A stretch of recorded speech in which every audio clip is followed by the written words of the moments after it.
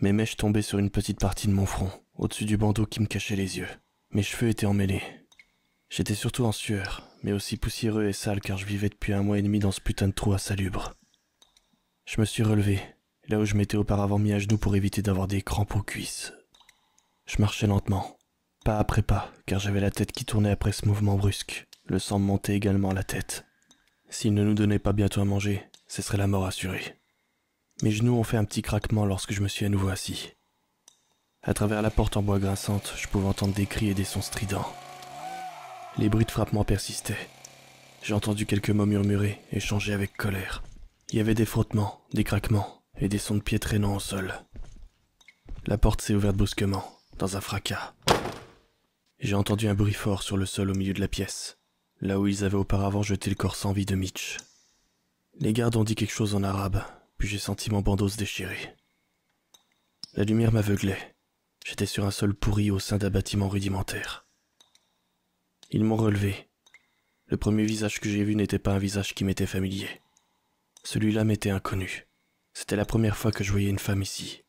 Elle était très belle, portait des vêtements propres et avait un visage doux. Nous nous sommes échangés un long regard, puis elle a souri, ce qui a dévoilé qu'il lui manquait quelques dents. On garde le meilleur pour toi, a-t-elle dit. Ensuite, j'ai été amené dans une autre pièce. J'ai entendu la porte claquer derrière moi. Puis, ils m'ont jeté au milieu de celle-ci. Je me suis retourné afin de jeter un coup d'œil autour de moi. La traductrice me regardait fixement, de haut, depuis le coin de la pièce, vraisemblablement frustrée. Les deux qui m'avaient transporté jetaient dans la pièce, et un autre qui venait juste d'arriver restait là près de la porte, en me dévisageant. Le nouvel arrivant a formulé quelques mots en arabe. Je ne comprenais pas un mot de ce qu'il disait, même après tout le temps passé ici. Puis, ils se sont avancés, ont mis chacun une main sous mes épaules et m'ont installé sur une chaise. Le premier marchait derrière moi de telle sorte à ce que je sente sa présence à tout moment sans le voir. L'autre bougeait doucement avec habileté devant moi. Ce rituel, j'y étais désormais habitué. Après avoir relevé la tête, je regardais son visage tout en me détournant par le regard. Il avait l'air particulièrement énervé aujourd'hui. Le nouvel arrivant a rapidement crié un mot en arabe, et ça a résonné en moi avec la même intensité qu'une cloche sur un ring de boxe. Le garde, énervé, s'est exécuté aussitôt. Il a porté 2 coups puissants sur mon ventre, ce qui m'a coupé le souffle et m'a contraint à me recroqueviller un instant. Comment les Américains prévoient-ils de prendre la ville? Quand vont-ils attaquer? A demandé la traductrice. Pour seule réponse, j'ai gardé le silence. J'ai été frappé brutalement par une paume moite sur mon oreille gauche, qui s'est immédiatement mise à résonner. Les questions redondantes ont soudainement reprise. Quels secrets ont-ils sur nous? Où pensent-ils que nous nous cachons? Je ne disais toujours pas un mot. Puis j'ai senti un coup fort sur ma cage thoracique, suivi d'un autre coup rapide sur ma tempe, si fort que ma vue en est devenue floue. Ça a continué de la sorte pendant quelques minutes. L'incessant et répétitif questionnement, les frappements, les halètements, et ma lutte pour rester conscient. Pourtant, j'étais encore intrigué par le nouvel arrivant. À un moment, le bourreau était à bout de souffle. J'ai entendu quelques mots en arabe venant du coin de la pièce. Ma tête pendait inerte. La porte s'est ouverte. Je pensais que c'était enfin terminé, mais je percevais des bruits de pas derrière ma chaise. Celui qui restait toujours derrière mon dos s'est dirigé vers l'autre pièce. Sans son aide pour me maintenir en place, je me suis effondré sur le sol, amplifiant par conséquent ma difficulté à respirer. J'ai ouvert les yeux au moment où il traînait Danny de force à l'intérieur de la pièce. Ils ont défait ses liens et l'ont fait marcher jusqu'au fauteuil où la traductrice était assise auparavant. Puis, ils ont à nouveau lié ses mains et chevilles aux bras et aux pieds du fauteuil. Une fois terminé, ils se sont dirigés vers la salle des gardiens, qui était hors de vue, pour voir ce qu'ils trafiquaient. Je regardais Danny, qui examinait les lieux, les personnes à l'intérieur de la salle. Pour finir, il a baissé les yeux dans ma direction, pendant que le nouvel arrivant observait la scène, de marbre, appuyé contre le mur en caressant l'extrémité de sa barbe. Les bruits de pas se rapprochaient de plus en plus, en provenance de la salle des gardiens. J'entendais aussi des bruits de bouts de verre qui s'entrechoquaient. Le premier à rentrer était celui qui restait habituellement derrière moi. Il a installé une petite table près de moi. Puis est arrivé le bourreau, qui a posé sur le sol une bouteille d'eau si froide que l'eau s'était déjà condensée. Il y avait également une assiette avec du pain et de l'agneau. L'agneau avait l'air tiède, et je pouvais sentir l'odeur qui s'en dégageait. Ensuite, les 2 hommes se sont dirigés vers un placard et l'ont ouvert. Je les ai entendus prendre quelque chose, mais je ne pouvais rien discerner de là où j'étais. Ils ont traîné quelque chose au sol, et ont essayé de trafiquer je ne sais quoi sur cette chose. Ils ont fait quelques manœuvres supplémentaires, desquelles je ne pouvais toujours rien distinguer. Ce boucan révélait qu'ils avaient fait tomber quelque chose qui paraissait lourd, et au final, ils se sont approchés de moi et m'ont soulevé pour me remettre sur la chaise. J'ai réussi à relever ma tête en me forçant à regarder. Là, c'était Danny qui me fixait, droit dans les yeux. Il a ensuite dévié le regard et a fixé la table à mes côtés. J'ai d'ailleurs fait de même. J'ai observé le récipient d'eau et l'assiette avec l'agneau et le pain qui étaient suffisamment proches pour nous donner envie, mais pourtant trop loin pour que nous puissions l'atteindre. Je savais que Danny pensait la même chose. Puis, du coin de l'œil, j'ai vu ce que les deux gardes mijotaient depuis tout à l'heure. Il y avait, contre le mur de la pièce, une sorte de générateur. Une corde en sortait, jusqu'à atteindre une grosse machine noire qui possédait un long tuyau d'arrosage. Il y avait également ce qui ressemblait à un embout de Karcher accroché au bout de ce tuyau. J'ai fixé du regard tout le système avec stupéfaction. Puis, un des gardes s'est avancé vers le générateur et a tiré la corde. Elle s'est activée en vrombissant et en laissant couler les premiers jets d'eau. J'ai vu le tuyau qui gigotait depuis la machine noire jusqu'à l'extérieur de la salle. J'étais pétrifié. C'était effectivement un Karcher. Le nouveau s'en est approché lentement et a pris l'embout noir du tuyau qui crachait l'eau à une puissance folle. Il l'a tenu dans ses mains et s'est accroupi pour me regarder droit dans les yeux. Il a dit quelque chose en me regardant avec un sourire sadique. J'ai jeté un regard inquiet vers la traductrice.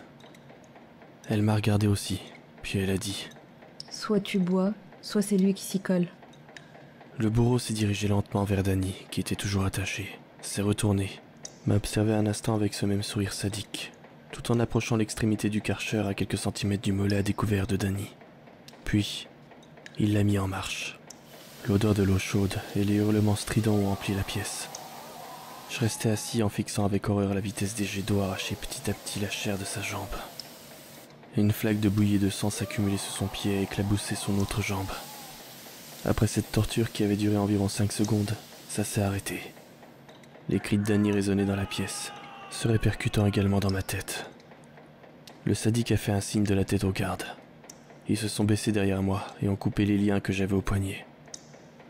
Je me suis frotté les poignets, là où les cordes avaient rongé ma peau. J'ai de nouveau entendu quelque chose en arabe. La traductrice s'est tournée vers moi. Il dit « bois ». J'ai baissé mon regard vers la bouteille d'eau, puis je l'ai regardée de nouveau. Elle souriait. J'ai descendu lentement ma main vers l'eau. J'ai de nouveau entendu une phrase criée en arabe, ce qui m'a fait sursauter et par la même occasion a fait reculer ma main. « Allons, allons, n'aie pas si peur. Il a juste dit « Pour chaque gorgée, tu dois répondre à l'une de mes questions. » Je me suis retourné vers la traductrice qui commençait également à sourire. À ce moment, j'ai compris leur jeu. « Et si je bois et que je réponds pas ?» lui ai-je demandé. Il y a eu un rapide échange en arabe qui s'est ensuivi d'une prompte réponse. « Alors il le fera. » a répondu la traductrice tout en indiquant de la tête Danny, dont les cris étaient maintenant devenus des gémissements. La tête baissée, il observait ce qui restait de sa jambe. J'ai senti ma poitrine se serrer. J'ai regardé l'homme qui tenait le Karcher, le suppliant avec mes yeux de ne pas faire cela. Il m'a souri en retour, mais son sourire s'est progressivement estompé et a laissé place à un regard noir. Il a pris le bout du Karcher et l'a élevé vers l'une des mains de Danny, qui était attachée, et l'a mis de nouveau en marche. La pièce a été emplie une nouvelle fois d'humidité, d'hurlements et d'odeurs de plaies fraîches. J'ai essayé de réagir, mais les deux gardes derrière moi m'ont immédiatement remis en place en me retenant par les épaules. Danny se débattait avec acharnement, en essayant d'éloigner le haut de son corps de ce supplice. Ses doigts convulsaient. Après ce qui a semblé durer une éternité, le jet d'eau s'est enfin arrêté. J'ai vu ce qui restait de sa main. Des bouts de chair éparpillés et un os blanc pâle. Danny pleurait doucement maintenant. Son corps ne ressemblait plus à rien. Le bourreau a crié de nouveau. Je me suis mis aussi à pleurer. « Danny, ils vont te tuer !» lui ai-je déclaré en sanglotant. Il haletait. Il n'est pas parvenu à dire le moindre mot. On était tous les deux assis là, ensemble, dans cette pièce à pleurer. Seulement séparés de quelques mètres. « Je ne peux pas supporter ça. Je peux tout simplement pas rester là alors qu'ils sont en train de te tuer. » Le nouveau souriait une fois de plus. Il s'est lentement accroupi pour bien nous regarder, uniquement pour mieux profiter du spectacle. On était d'accord, Jeff. On avait un deal, Jeff. On savait que ça allait arriver. J'avais peur de rien. A-t-il retorqué au milieu de ses sanglots. Je pleurais encore plus fort après tout ce qu'il avait dit. Mais j'ai peur maintenant, Danny. Je ne peux pas supporter ça, je peux pas. Danny élevait sa tête suffisamment haut pour me regarder dans les yeux pendant un court instant. Tiens le coup. J'ai gardé les yeux fermés et j'ai pleuré à chaudes larmes. J'ai levé mon bras gauche et ai donné un violent coup de poing sur la table. Ce geste a envoyé l'assiette et la bouteille en verre vaciller contre le mur et le sol, où elles se sont brisées en morceaux. On continuait tous les deux à pleurer. Il y a eu un nouveau cri en arabe. J'ai levé mes yeux en adressant un dernier regard à mon meilleur ami. Un des gardes a sorti de sa ceinture une machette luisante. Je n'étais pas certain de l'identité de celui qui avait donné la machette au nouveau. De toute façon, ça n'avait pas d'importance pour moi. Le Karcher a fait du bruit en tombant, car le nouveau venait de le jeter au sol avec colère, en tenant, au lieu de cela, la machette des deux mains. Il a continué de me désigner, à hurler en arabe, mais je n'écoutais pas. J'étais plus occupé à profiter de chaque instant qu'il me restait avec mon ami. Un des gardes s'est approché et a attrapé Danny par les cheveux, en penchant sa tête vers le bas. Le nouveau ne souriait plus du tout. Il était furieux. Il me criait dessus en arabe et en agitant de haut en bas la machette comme un psychopathe. Il s'est positionné à côté de Danny afin d'avoir un angle idéal. Il s'est retourné en me regardant dans les yeux et a hurlé une nouvelle fois en brandissant la machette au-dessus de sa tête. « Non, arrêtez, par pitié !» ai-je crié de désespoir. La machette s'est abattue dans un éclat éblouissant, réfléchi par le métal. Elle a frappé l'arrière du cou de Danny, mais par chance, je n'ai pas eu le temps de voir la fin macabre. J'ai entendu. Je me suis réveillé en criant. Ça avait l'air tellement réel, je sentais mon ventre vibrer et se retourner pendant plusieurs secondes après ça. Mon cri a été remplacé par le vrombissement paresseux du climatiseur. Je suis resté là assis à humer l'air froid dans le noir. J'étais en sueur et haletant. Ça m'a fait froid dans le dos de repenser à tout ça. La lampe de l'autre côté du lit s'est allumée, ce qui m'a permis de distinguer des formes dans le noir. « Est-ce que... tu vas bien, mon chéri ?» m'a demandé timidement Marie. « J'ai eu peur. Tu te mettais des grands coups. » Oui, je vais bien. C'était seulement un cauchemar. Et je rétorquai encore essoufflé. Il y a eu un long silence. Je faisais des efforts pour calmer ma respiration. « Tu as encore rêvé de ta captivité, c'est ça ?» a demandé Marie, avec compassion. Je me suis laissé retomber sur mon oreiller. Ouais. Et j'ai répondu. Elle s'est blottie contre moi, en mettant sa tête sur mon torse. J'ai mis un de mes bras transpirants autour d'elle, tout en lui caressant l'arrière de la tête. Elle a commencé à pleurer calmement. T'en fais pas, je vais bien maintenant. Je suis là, lui ai-je garanti, tout en relevant sa tête afin de pouvoir la regarder dans les yeux. C'était juste un mauvais rêve. On est resté allongés là, pendant un court instant en silence. Elle commençait à arrêter de pleurer. Dans ma tête, je ressassais mon rêve. Qu'est-ce que c'était que ce truc que j'ai entendu lorsque mon cauchemar s'est subitement terminé? Oublou. Je ne connaissais pas vraiment l'arabe, mais pour l'avoir entendu souvent, je savais que ça n'y ressemblait pas. J'étais en train de me remuer les méninges. À ce moment même, la porte de la chambre a grincé, s'ouvrant doucement. Ma femme s'est redressée. Je suis descendu du lit et j'ai marché lentement vers la porte. « Pardon, mon petit bonhomme, je t'ai réveillé ?» Il m'a fait un signe de la tête depuis le couloir, la moitié de la tête cachée par son doudou. Je pensais qu'il avait passé l'âge d'en avoir un, mais il y était vraiment attaché. « Je suis désolé de t'avoir réveillé, fiston. Papa a juste fait un mauvais rêve, c'est tout. » Il a fait un autre signe de la tête et a fixé le sol. Inquiet et embarrassé, j'ai soupiré. « Tiens, dis-moi, pourquoi tu ne viens pas me tenir compagnie? Je veux pas que maman sache que je suis un faussard. Je suis pas aussi courageux que toi. » Et je murmurai. Ses yeux se sont illuminés. « D'accord, papa. » J'ai ouvert la porte, et il est entré. J'ai ensuite fermé la porte derrière lui, puis je l'ai porté et l'ai amené jusqu'au lit, en le mettant entre Marie et moi. Elle m'a fait un sourire, puis je me suis retourné pour éteindre la lumière. Dans l'obscurité, mon fils a changé de position et a posé sa main sur la mienne. « Je t'aime, papa. » A-t-il déclaré en s'endormant, la tête sur la fourrure de sa peluche. J'ai souri. Je t'aime aussi, Danny. Mes collègues arrivaient un par un au bureau, alors que des sonneries de téléphone avaient déjà envahi le bureau. J'ai ingurgité ma première gorgée de café. J'ai froncé les sourcils. Il était dégueulasse. « Salut Bill, bravo pour le café d'aujourd'hui. » ai-je dit sarcastiquement en passant devant son bureau. « Merci Jeff. » a-t-il répondu tout excité et de façon spontanée. J'ai posé mon classeur sur mon bureau et j'ai bougé ma souris jusqu'à ce que l'écran de mon ordinateur s'allume. Le visage de Suzanne habillant me fixait. J'ai bu une grosse gorgée de café et ai parcouru son dossier une fois de plus. Résident à Stoneham, Massachusetts. C'était une psychologue et, si on en croyait sa secrétaire, plutôt chère à consulter. Un jour, elle avait subitement tout quitté pour des raisons très mystérieuses. Elle était arrivée à Towson, en Louisiane, avec une voiture remplie à bord de drogue, pilules et autres bouteilles d'alcool vides. Jusqu'à ce qu'on la retrouve avec un flingue dans la bouche, dans la maison hantée la plus connue du coin. J'ai secoué la tête. Les nouvelles locales allaient avoir une putain de journée bien remplie avec ça. Les fourgonnettes des médias étaient déjà en train d'encercler le poste, tels des vautours. J'étais content qu'on ait pu réussir à extraire le corps, sans qu'aucun d'entre eux ne soit arrivé avant. « Salut Jeff. » ai-je entendu, juste avant qu'un porte-document soit projeté sur le bureau à côté de moi. J'ai levé mes yeux. C'était Reg, notre commissaire. « Tu t'occupes d'analyser l'autopsie ?»« Bien, merci chef. » ai-je répondu pendant qu'il partait en sirotant son café. J'aimais bien Reg. C'était quelqu'un de clair et réfléchi, un ancien militaire comme moi. J'ai ouvert le rapport d'autopsie et ai commencé à passer en revue les données. Décès infligé par une blessure par balle. Ça ne pouvait pas être plus évident que ça.